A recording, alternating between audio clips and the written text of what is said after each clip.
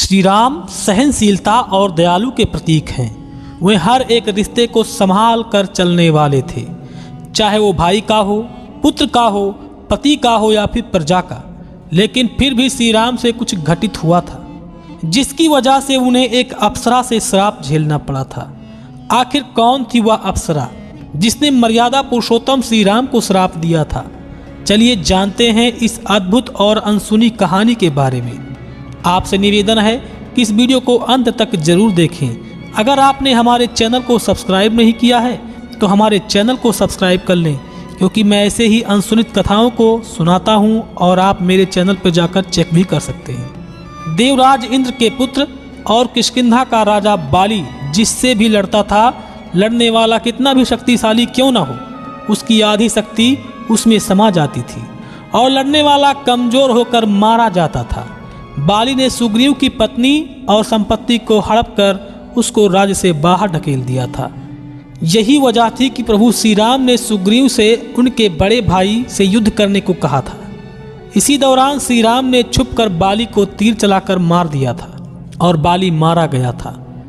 बाली वध के बाद उसकी पत्नी तारा को बहुत दुख हुआ और तारा एक अप्सरा थी।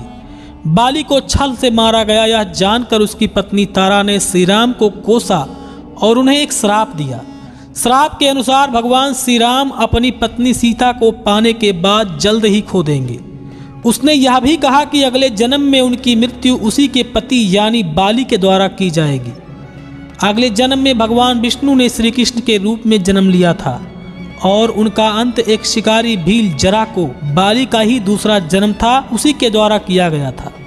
श्री राम को पत्नी वियोग की कथा नारद जी के द्वारा भी दिया गया था श्राप। एक कथा के अनुसार एक बार नारद मुनि तपस्या में लीन थे। तपस्या इंद्र के कई पैतरे आजमाने के बावजूद भी भंग नहीं हुई। अंत में इंद्र ने कामदेव को भेजा, लेकिन यह भी असफल होकर वापस लौट आए। जब नारद की तपस्या पूर्ण हुई तो उनके अंदर अहंकार आ गया कि मैंने स्वयं कामदेव पर विजय प्राप्त कर ली है, और यही बात वह भगवान नारायण विष्णु को बताने के लिए चले गए। भगवान मुस्कुराए और उनकी तारीफ की।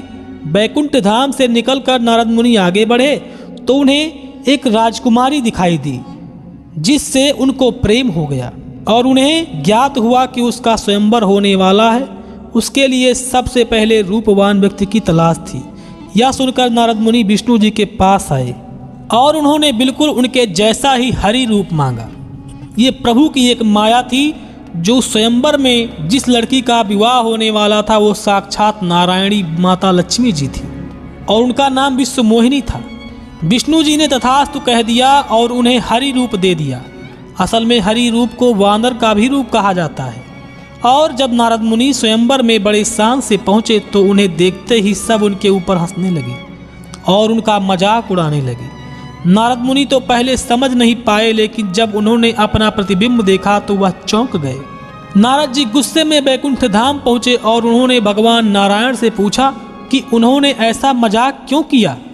तो भगवान विष्णु जी ने कहा कि यह सिर्फ उनका घमंड तोड़ने के लिए किया गया था।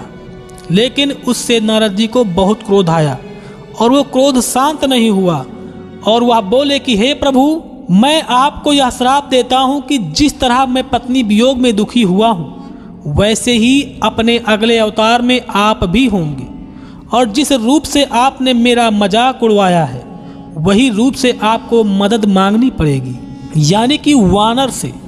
भगवान विष्णु ने सहज भाव से उनका श्राप स्वीकार कर लिया और यह होते ही नारद मुनि का क्रोध शांत हो गया। तभी उन्होंने बहुत पश्चाताप किया, लेकिन तब तक देर हो चुकी थी और वह समझ गए कि यह भी प्रभु की ही एक लीला थी। तो इस तरह दोस्तों, नारद मुनि के श्राप के ही कारण श्री राम को पत्नी वियोग और वानरों की मदद लेनी पड़ी थी। दोस्तों, अगर आपको हमारा यह छोटा सा वीडियो पसंद आया हो तो हमारे वीडियो को लाइक करें और अपने मित्रों को भी शेयर करें, और जिन लोगों ने हमारे चैनल को अभी तक सब्सक्राइब नहीं किया है वो चैनल को सब्सक्राइब कर लें, ताकि आप मेरे नए वीडियो से वंचित न रह जाएं और ऐसे ही आप भगवत भजन प्रेम का आनंद लेते रहें।